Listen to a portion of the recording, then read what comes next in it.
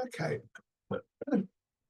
So let's take a nice sort of gentle start. We'll start with the tap in self massage exercise that we do. So just rubbing your hands together and palms and fingers nice and warm, tapping lightly over your face.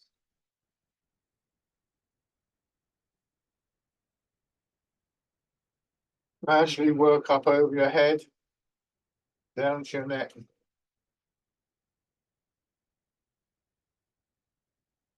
Then the shoulder.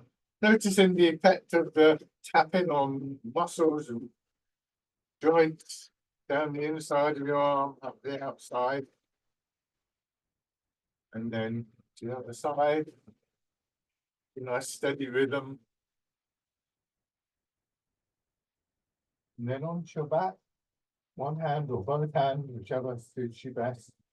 It's as much of your back as you can comfortably cover around your hips.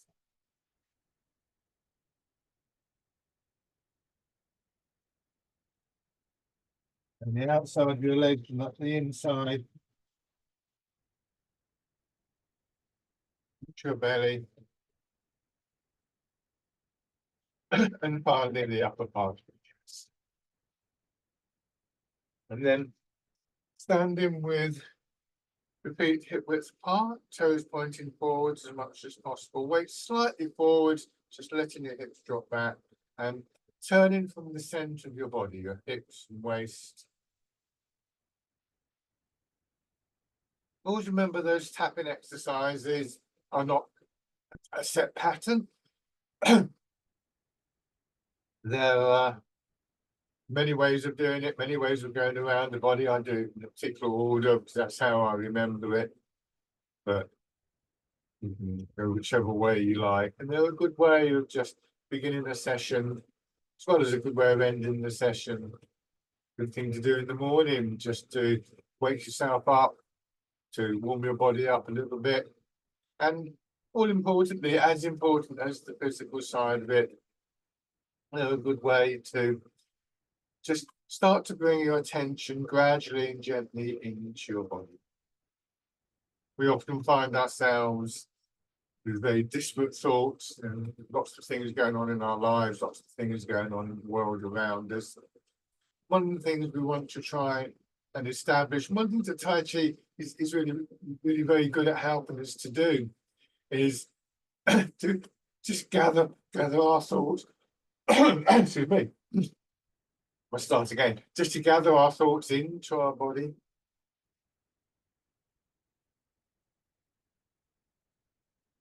To begin to get that feeling of settling in mind and body as the basis for bringing a sense of intentionality, a conscious intention into the movements that we make, so that mind and body and movement energy begin to work together, to support each other and to harmonize and develop together. So this is why I often refer to Tai Chi and Qigong as moving meditations.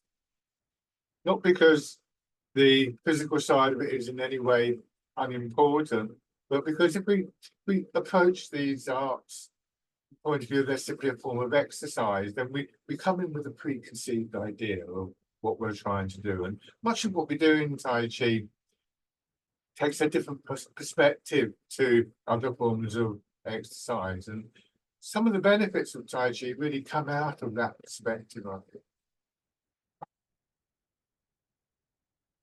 So basic stance, waist a little bit forwards, hips dropping back, means there's a very slight curve in your knees. Feeling around that center part of your body and down into your knees, that some of the tightness, the sense of gripping in the big muscles begins to ease. The general feeling of downward movement, allowing gravity to draw your weight down, to draw your center of gravity down. What we call rooting down. This provides a physical foundation for the movement. So the lower our center of gravity, the more stable we're likely to be. The lower our center of gravity, the less weight we'll be inclined to carry on our back and our shoulders. And as we develop these arts, the lower our center of gravity, the more we begin to experience the opposite movement, because as we sink down, we don't just collapse to the floor, hopefully, but we get a sense of the resilience within our body, particularly our legs and our feet, to the pull of gravity. An upward movement, if you like to think of it like that. And one of the things we're looking for in this particular posture, this higher posture, is that those two forces neutralize each other. So we're held. And the phrase sometimes used in Tai Chi is that we suspend between heaven and earth. We find an equilibrium between these two movements working through.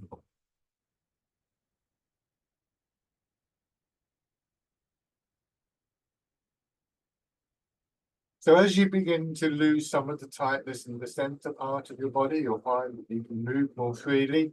That movement really affects the whole body, but thinking of what happens in the upper body, when you turn, your ribs will follow the movement, your shoulders will follow the ribs, and your arms will follow the shoulders. And this is a aggression, and a sort of, how would I put it?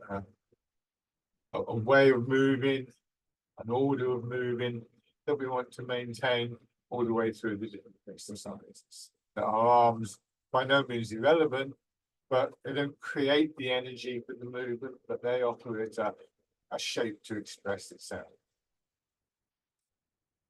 So a nice loose feeling in your shoulders, elbows, wrists, and just aware of the sense of movement, quality of the movement in your arms. That focused attention enables us to make use of images, and imagery is a very powerful way of affecting our body physically. We have many examples of this in our daily lives. And one of the more common images is this one of moving through water. Chi Chi Liang, a very renowned teacher, once described Tai Chi as swimming on dry land. When we move in water, we tend towards loosening in the joints. We realize that we're going to be making life harder for ourselves if we stiffen up. So this general sense of referred to as softening or releasing is a natural state for us when we begin to move in water. And similarly, even though we're on dry land, we want a similar kind of quality in our movements. So if the image is a useful one to you, then we try and maintain that, something that we try and come back to. Now, turn your hands palm out, raise them up a little bit. Your arms are no higher than your shoulders, slightly in front of your body, and dropping in your elbows. And I'm not doing this with my arms. I'm not bringing them behind my body in this way. I'm turning my body to move my arms, and my arms stay in the same position, as though you're holding a big ball. Try not to twist your back up. Imagine that you have a sort of center line, a bit like the axle of a wheel, and the body's just turning gently around the axle.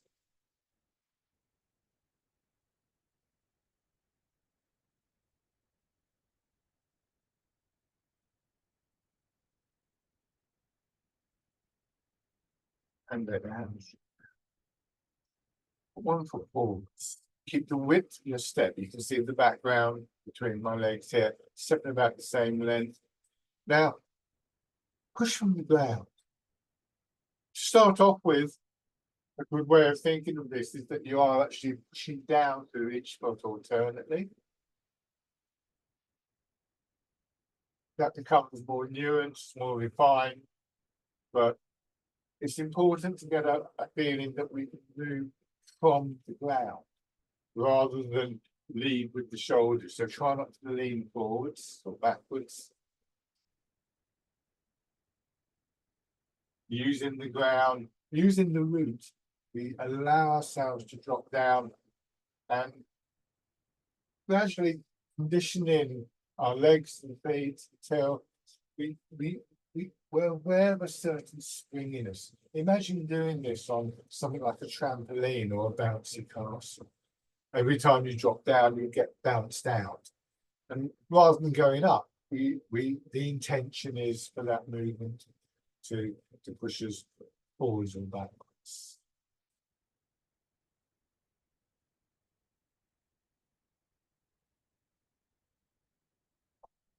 Change over.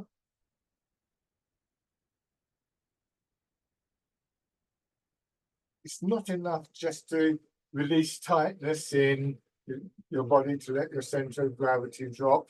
You also need to consider how gravity is working through your whole body and to try and line up with that movement.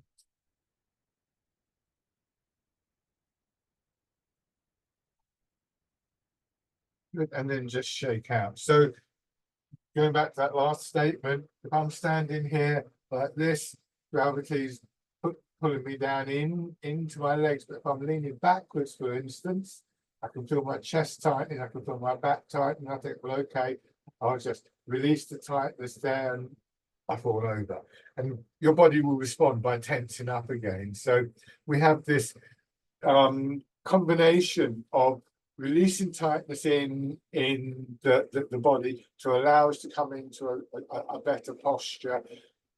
But that posture also needs to be partially in place to allow the release. And it's a chicken and egg situation. But it takes time to develop that, and it's an ongoing process, I feel. So just standing, feet are hip width apart.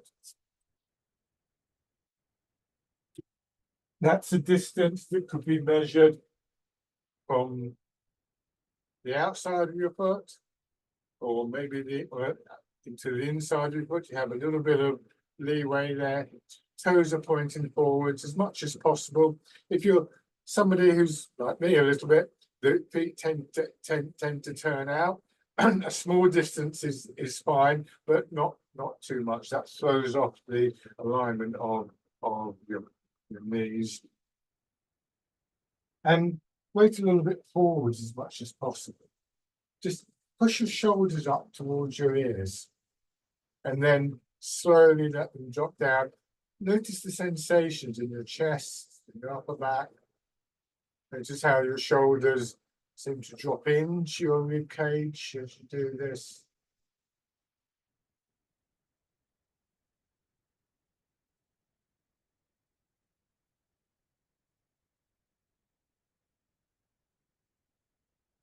Having done that a few times in the upper part of your body, we now try to do the same thing around the center of the body. Pull your hips in, pull your knees back, pull your belly in,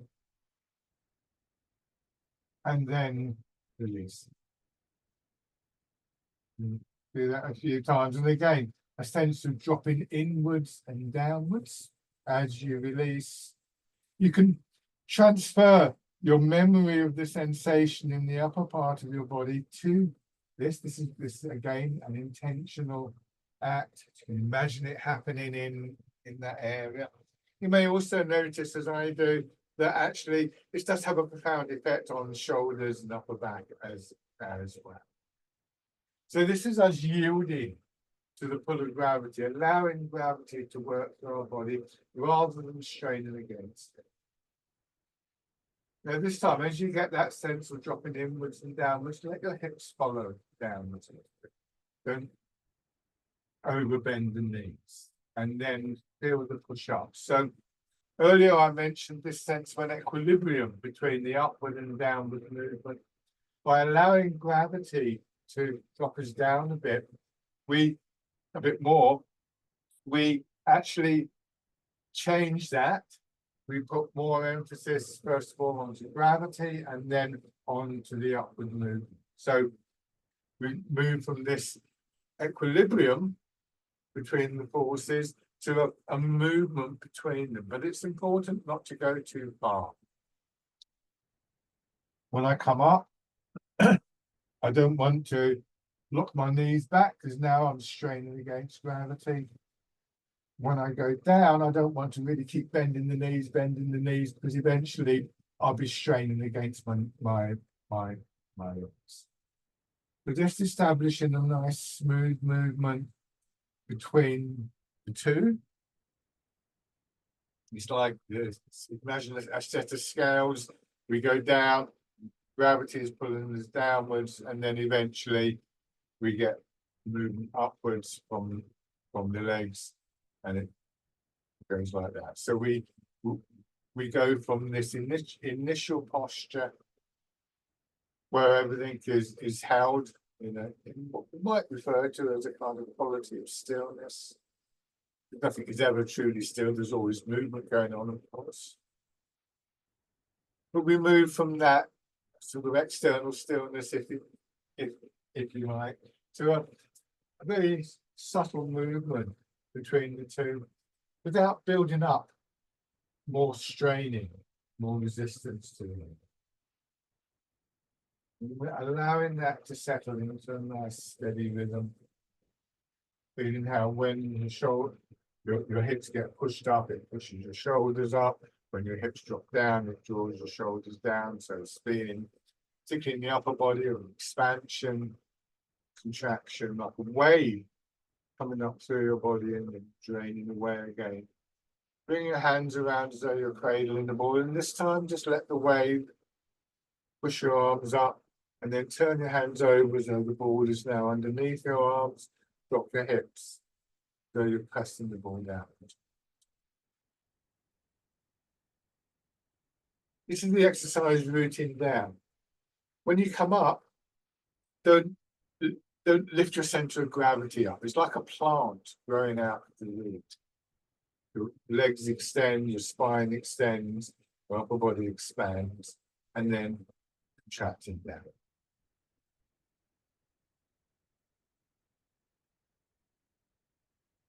The breathing will probably just tend to follow that rhythm. Breathing is another form of movement, and as we settle into that rhythm, we often find that our body tends to resonate with that. We don't, at this point, want to try and manipulate our breathing. Just feel comfortable with your breath.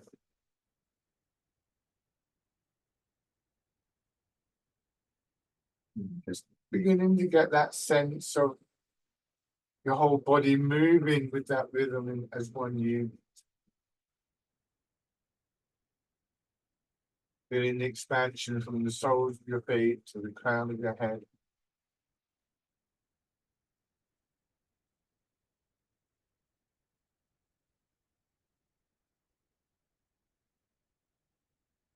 One more time.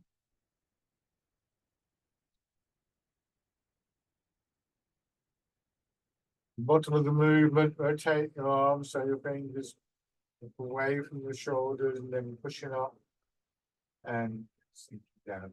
Your arms going out to the side. So the intention here is for your arms to swing out. The exercise is called the wild goose.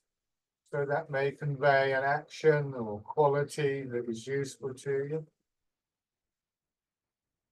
But just recognize that not every image is going to work for you. Sometimes it takes a while for an image to make sense. Sometimes it never does. Sometimes an image that did work for you at one point may not work for you. So it's fine. The images are there in the service of the movements, not the other way around. So when an image works for you, well and good. When it doesn't, don't go chasing after it. You might choose at some point to investigate it a little bit, but focusing at the moment just on the actual movements, the feeling of expansion and contraction within your body. This time changing again, let your hands drop down, tossing in front of your belly, pushing up, your elbows pushed out, drawing your fingers around in a nice smooth circle. This is parting the clouds. This is not a stretching movement. You'll notice at the end of the movement, my elbows are still bent.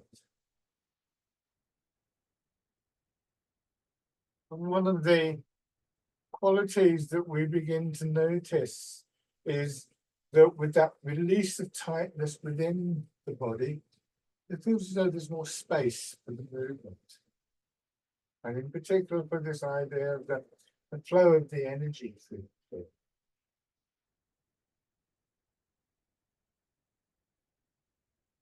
And this is why we want to just feel as though here we could have moved a little bit further. We want to cultivate that space.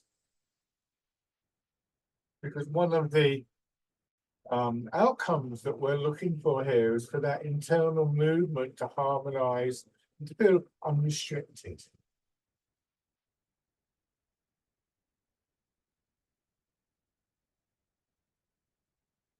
This time, letting your hands drop down to your sides and focusing on one side of your body. Again, your elbow pushing out, but this time drawing your fingers up. Wind your arms around, making a hollow in the palm of your hand. Pull down. Finish the movement, transfer your attention to the opposite side. Do the same thing there. Wind around. This is called Dragon Plucks the Stars.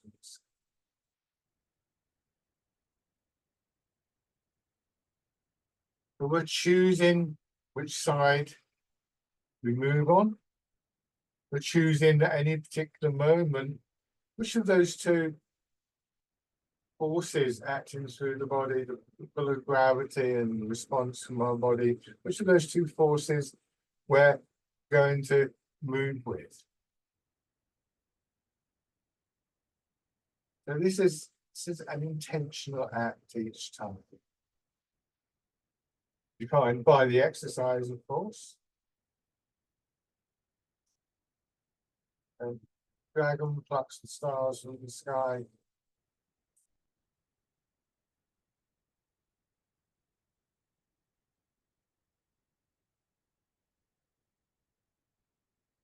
One more time.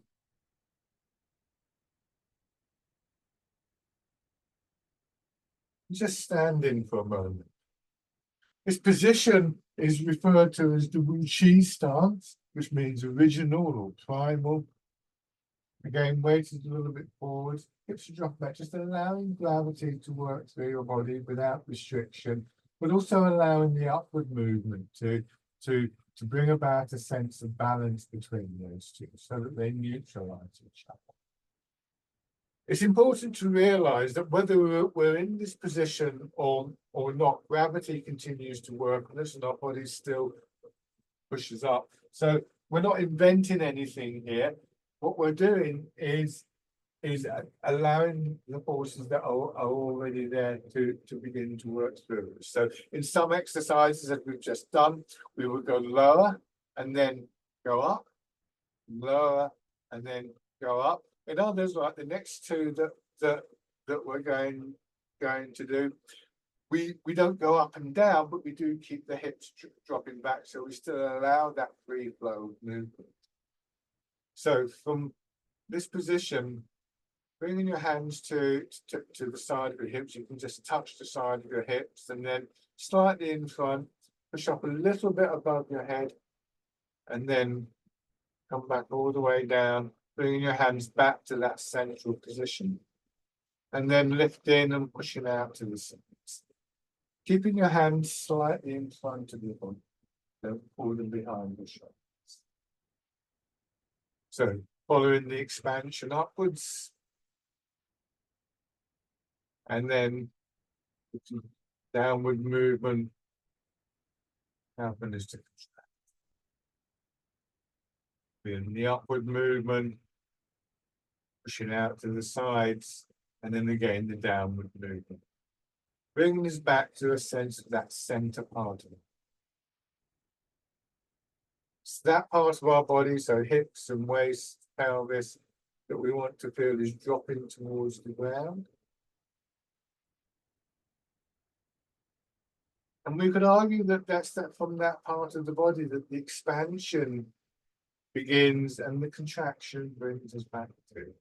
Both physically, pushing the arms up, but pushing down against the ground, so maintaining the root. And also drawing our attention into the center part of the body, which we begin to associate strongly with this calm, gathered quality of the body.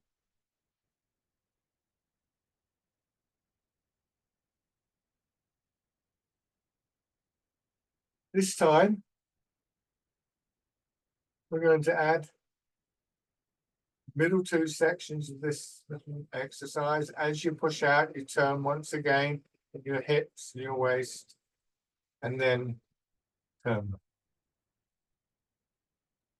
And then turn in the other direction. And then facing forwards and push out. So it's called pushing in four directions. And as well as being the part of the body that drops to the ground, and the part of the body for which the expansion and contraction derive, you also begin to realize that the central part of the body guides the direction of our arms.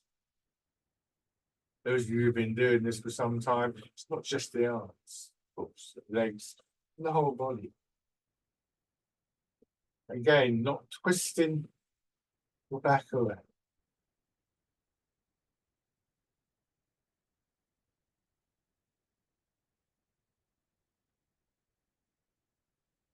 One of the things that you're interested in Tai Chi is cultivating this ability to find a sense of stillness, find a sense of calmness. This is a good exercise to practice because of the very obvious sense of returning here. Coming back to the center, we rest there for a moment, we push out and we set. This has an effect on the nervous system, which means that we're more able to just access this point of stillness within the body. Come back to a more centered, more grounded state from which we can move out again.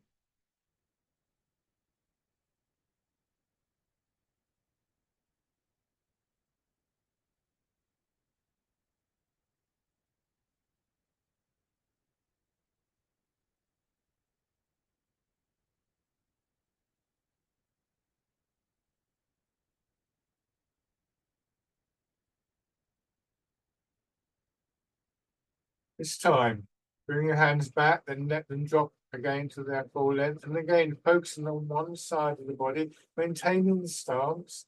So I'm letting your arms swing up till it's in line with your nose and down the center line of your body. Nose to your knee.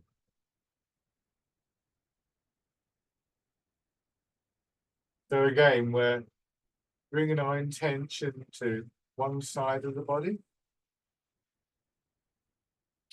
Feeling the movement of the arm returning, focus our attention once again to the center, to the ground. And then turning.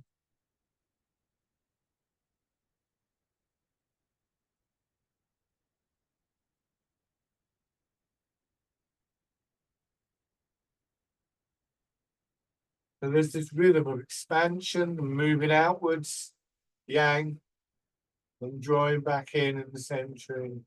Yeah. Now change sides. Notice any difference between one side of your body and another.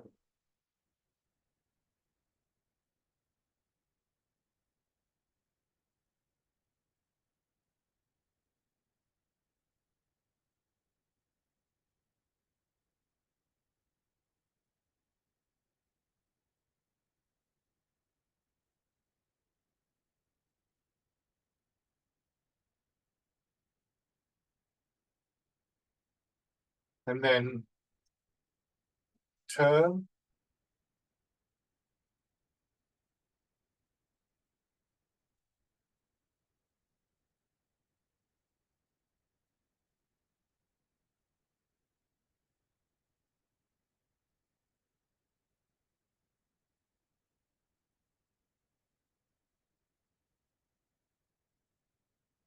And stand again. Release the push. So when we think of the center of the body, we can think of the physical center, of course, pelvis, hips, waist, and that is often described as being like the hub of a wheel. When the hub of a wheel turns, all the spokes, the rim of the wheel follow. We can also extend it in a more conceptual way to the ground itself. So grounding, rooting down, and centering really are talking about different perspectives on the same process. And the movement in Tai Chi will move out from that grounded position and back in, yang to yin. This is a constant rhythm. And so we learn that these two things aren't alternatives, they're really part of the same whole. The next couple of exercises, again, focusing on the center part of your body. I'm going to try and demonstrate these movements quite big, but they're quite strong exercises for both knees and back, so please be very careful with them. Let your weight sink down and push your hips back so your pelvis tilts, and that means that your head and shoulders go forward. Then just let your hips drop back. Again, careful with the knees, and notice how that brings your head and shoulders upright and push up. Again, try not to strain or stiffen up in your upper back, shoulders, or neck. You're getting the feeling of your head getting into almost like it's floating upwards. This is a very interesting, important aspect of the Tai Chi posture, that rather than straining to pull our head up, we allow gravity to pull our hips downwards, and that movement brings our upper body upright. This time, your arms following, coming over. This is called rowing the boat in the middle of the lake. Remember, nice and easy. As your hips go back, doing extensions through your spine, out through your arms and into your fingers, and then arms dropping down, hips dropping back, head floating up, coming into the upright position and start.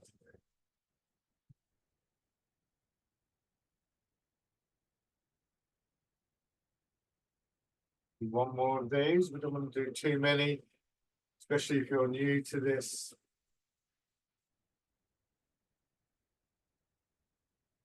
And then hands in front of you, turn, then push the hips back and slide forwards, swing your hips across, let them drop down to come back to the upright, turn to them. And then in the other direction, turn. This is called polishing the table. Back so you can see what my hips are doing. Turn, I'll push back, come across very gently, come to the upright position. Again, the other direction. Extending again to the spine, arms.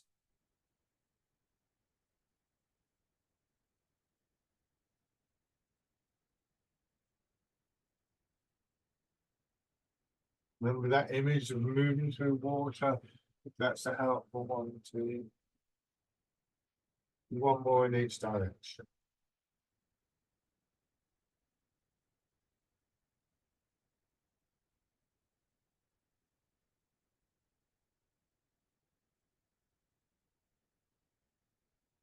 And then just let your hands drop. Give your legs a shake. So by aligning ourselves with the pull of gravity, we become aware of the pull of gravity, we align ourselves with the pull of gravity, we are in a position to stop fighting against gravity. We become more stable, and we get this lovely sense of how when we allow our hips to drop back, then it brings our head up.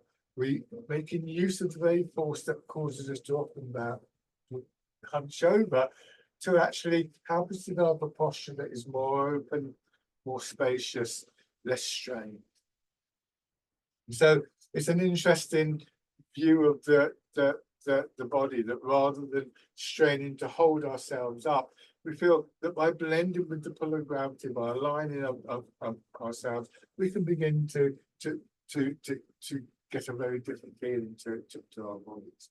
This is perhaps comparable to the actions of a sailor sailing a boat, that they would adjust the angle of the sails according to the wind that might blow them over. It's called steer the boat according to the currents that in other circumstances might blow them off course. And so the forces that might bring about problems for the boat are actually put to use to help to propel the boat.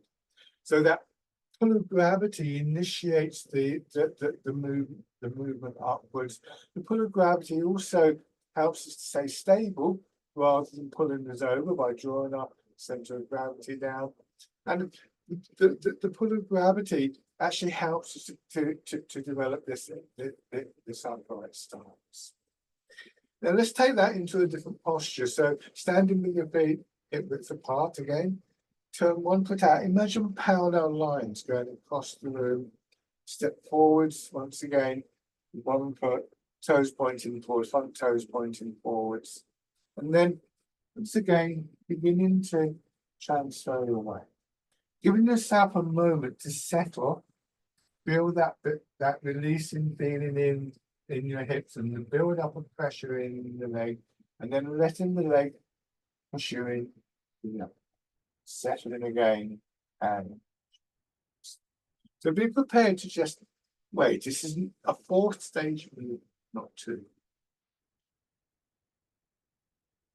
So we begin to appreciate another aspect to this awareness of the pull of gravity, how it's working through our bodies,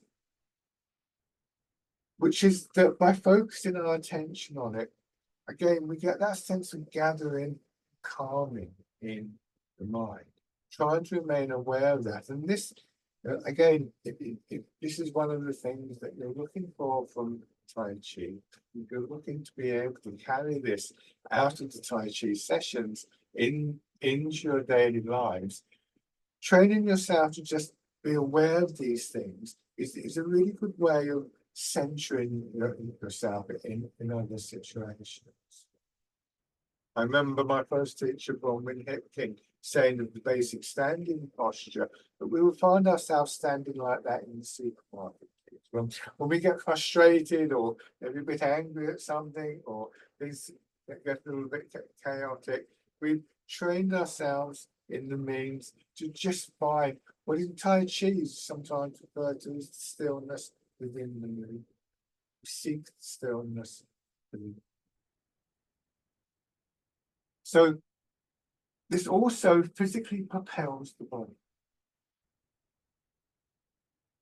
Rather than leaning forwards or straining our back or our shoulders, we just allow that rise in movement, that rise in energy move us. But we make it very specific. You want your weight to go into the other leg. Or sometimes refer to the other leg as the empty leg. Maintain as much as you can that upright posture. So you gradually begin to feel that you're lining up with the supporting leg. And here I go into my back leg and I raise my front toes and I just shift a little bit further. I go forwards, pushing my back knee forwards, feeling this hip dropping, feeling that I go a little bit more into the front leg.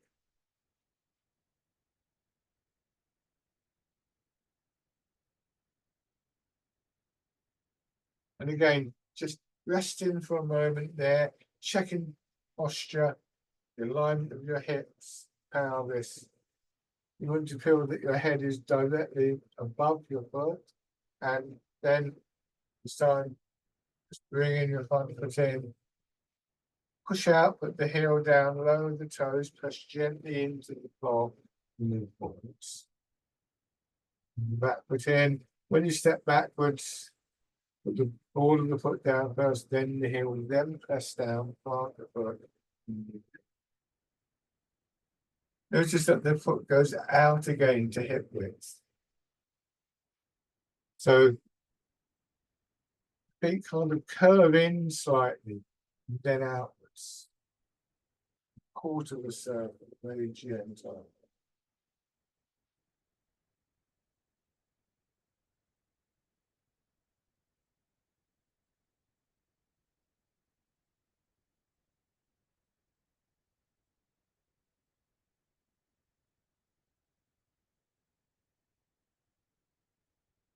Shake out.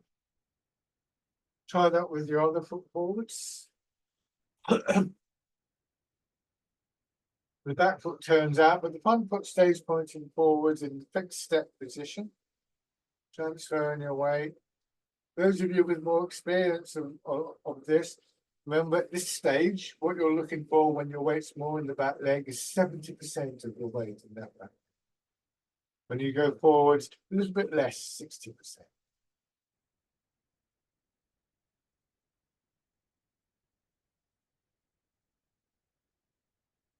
Then raising your toes, heel, don't strain in your shoulders to do that. Gradually coming more into line and gradually allowing, of course, that percentage of weight to increase until nearly all of your weight is flowing down through one leg. And it's at that point that we can begin to take those careful steps. You plant the foot. Sometimes describe this as though you're stepping on thin ice. But what you want to do is you want to put the foot down and test the ice, and then you move the weight. So don't make it a stride. It's not a long step, and we don't want to just fall into that because we might just fall through the ice. So it encourages an awareness of this process of stepping in a very steady way.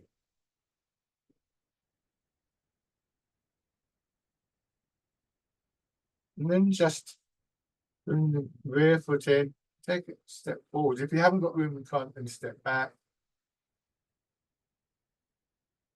Again, as though you're walking on thin ice.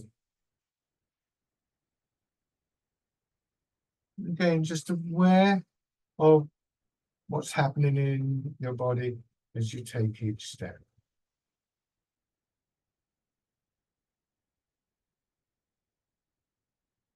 And then change direction.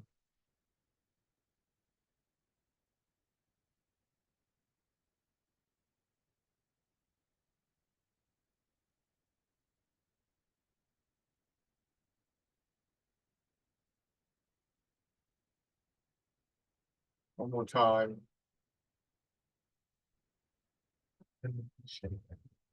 So now we bring the arms back in to the movement, but we don't want to lose the awareness of that stepping and what's happening there. And this is important. Recognize that our arms will tend to dominate the movement. So we have to practice that individual stepping and the transfer of the weight a great deal, so it becomes much more natural to us. But now, moving my movements, have your right foot forward. Start with your weight back. Rest your hands on your belly. Push forwards and let that movement push your arms out, and eventually the hands will separate. This is the exercise pigeon spreads its wings. And then back, bringing your hands.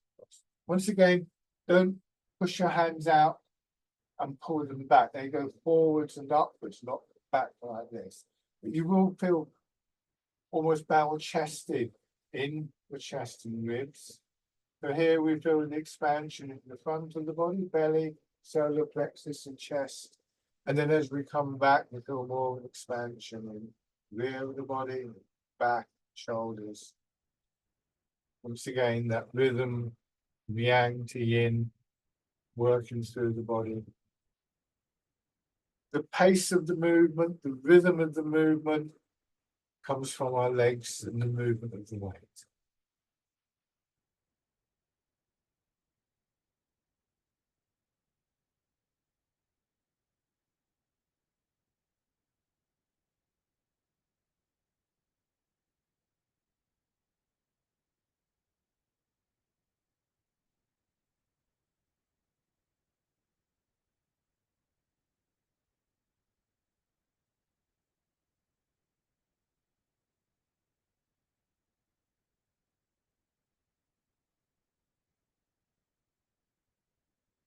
Then let your hands drop down, feel the weight of your arms hanging from your shoulders, go forwards, and then let your arms swing through. So you're moving through water, arms and hands trailing behind your shoulders until you settle into the leg. At that point, they swing through, naturally curving because they're swinging from your shoulders, not trying to lift your arms. This is fisherman casting.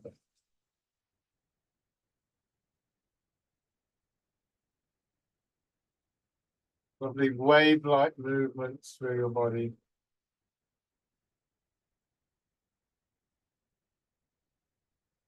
Try and avoid the temptation of wanting to do too much with your arms, shoulders, elbows, wrists, and fingers. All with that feeling of releasing that we noticed earlier.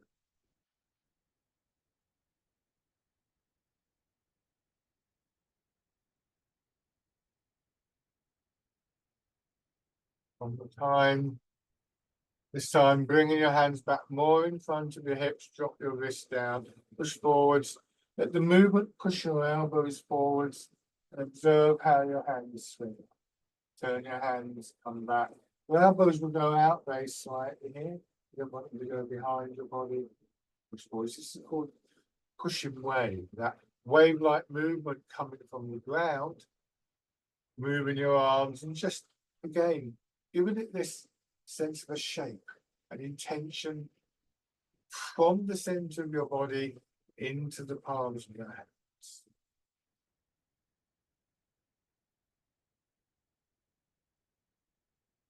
These last three movements, weight is moving forwards and backwards, you're facing forwards, your arms are moving forwards and backwards. It's a very straightforward relationship there.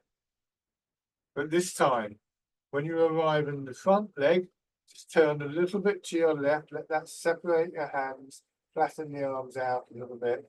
As you go back, let the hands drop down, settle into your back foot, turn towards the front foot, and let that movement again swing your arms out.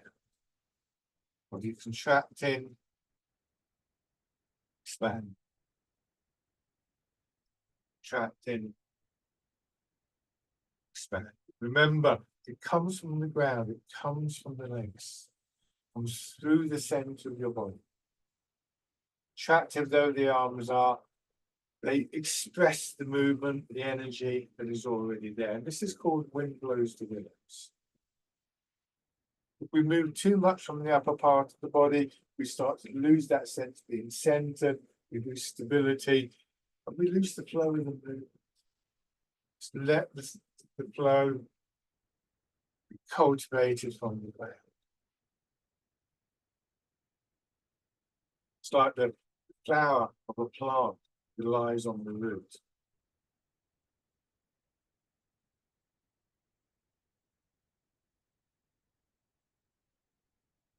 It blows the roots. Then just see, as you go forwards, push your back knee in, bring this foot in. Look nice and stable on that leg. Step back. Raise the toes, settle into your back leg, bring front foot in. Planting the foot forwards.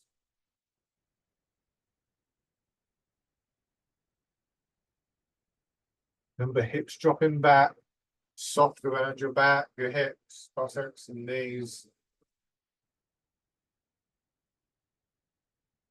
Maybe just raising your leg up, but don't do this if you find that you start to wobble around.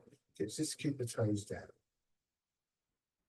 See if you can manage to bring the leg up without stiffening up in the upper part of your body and straining your arms.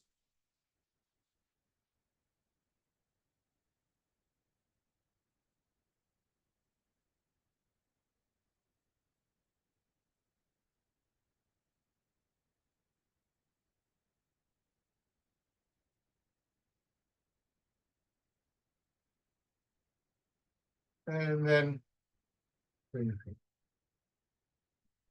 let's do those movements on the other side. So starting your back leg, hands folded across your belly.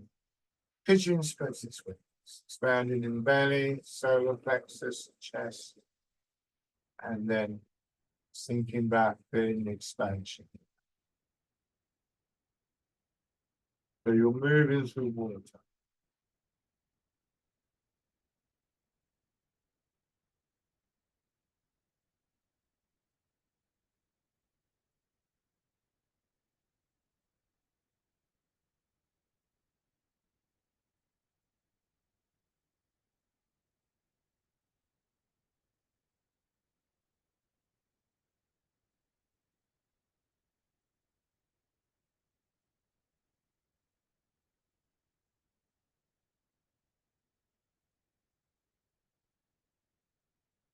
One more time.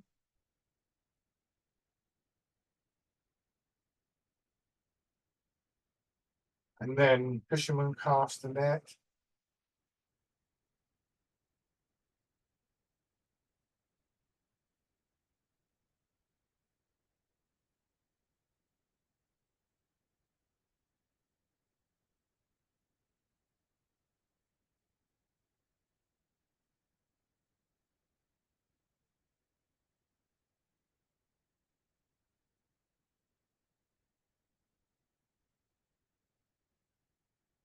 Remember, you're not lifting your arms.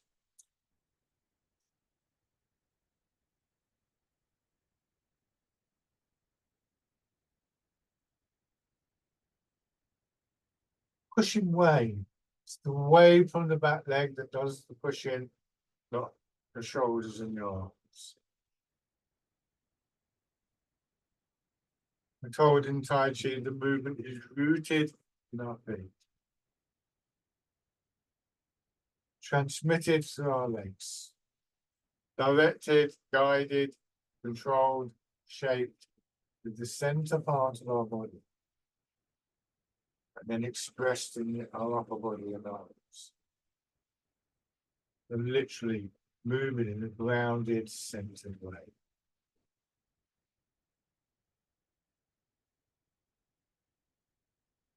And we lose that very easily in my experience. But remember that here in the back leg and here in the front leg, you just have a moment to settle, to return to that more centered awareness. Each time you transfer the weight. And then this time, go forward, settle in, and turn into wind blows the wings. Your hands drop down, go into your back leg, settle in. Wind blows the wings.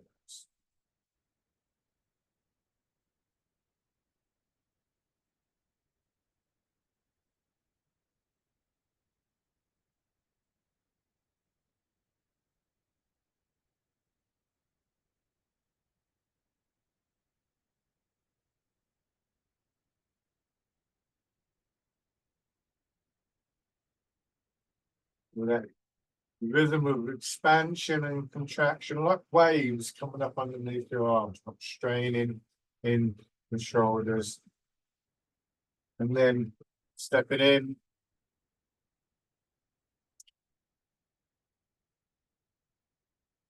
Take your time, rush the movement. Try and make the steps slowly. So if you were in water, you wouldn't be able to move your leg quickly. You'd have to push and pull your legs through the water.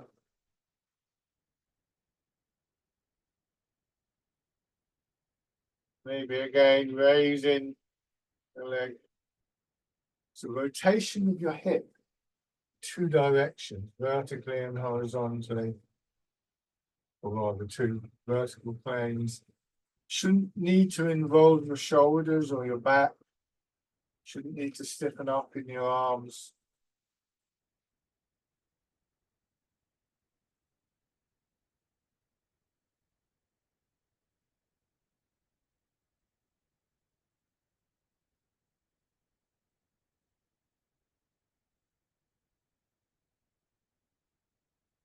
Now take a few steps through, either forwards or backwards. This is the exercise, dragonfly skims the water. And there's just this moment when you rest in this position, whether your toes are up or whether they're down, Beside the point, hips are dropping back.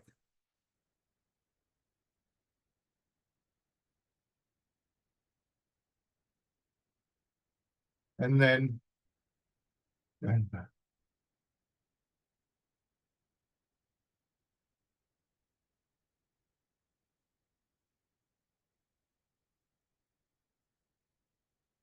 Expanding, contracting, expand, contract. And this time, bringing your feet out.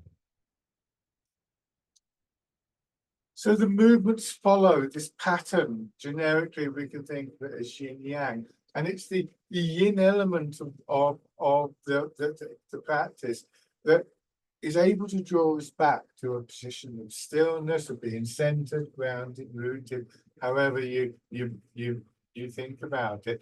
Qualities that, as we move out and expand out, are easily lost. So don't get disappointed in yourself if you're doing this and you have the odd wobble or something like that. I think one of the really great lessons for me in Tai Chi has been that I can have those little wobbles, but I can come back. And I can find again the center, I can find the ground, I can use the pull of gravity through my body to help me just to access that stillness. It would be great if I could keep it all the time, but no, that's maybe unrealistic. And it's a process that is really important in the spinal exercise. It's called Embrace Tiger, Return to the Mountain. I sometimes think of the tiger as being just the ups and downs of everyday life, the energy of it, and so on and so forth. The mountain for me is this great image of that settled, calm state. Not still, not an absence of movement, it's a very dynamic image, and yet at the same time there's a great stillness about it. So now just letting your hips drop down. Push up a little bit like the wild goose, but as your arms come up, bring them around as though you're going to hold a ball against your chest. Feel the pull of gravity on your hips and your shoulders, drawing your hands in, and then let your hips sink, coming back to the neck.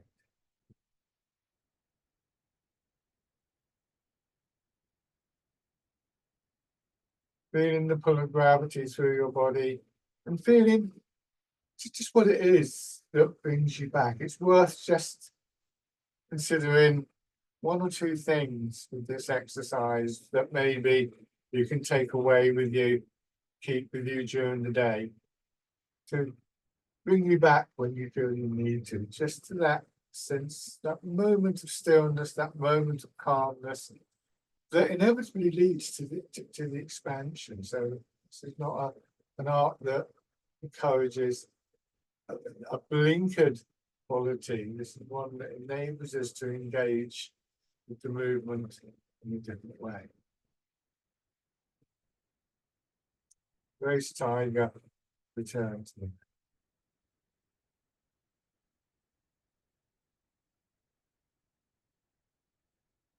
One more round.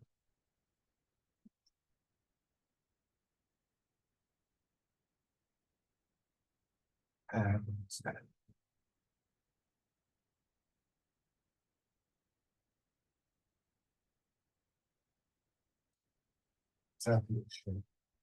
Well done. Thank you very much, everybody, for coming along and joining in. And as always, do feel free to contact me with any questions that might come. Enjoy the rest of your day. Bye for now.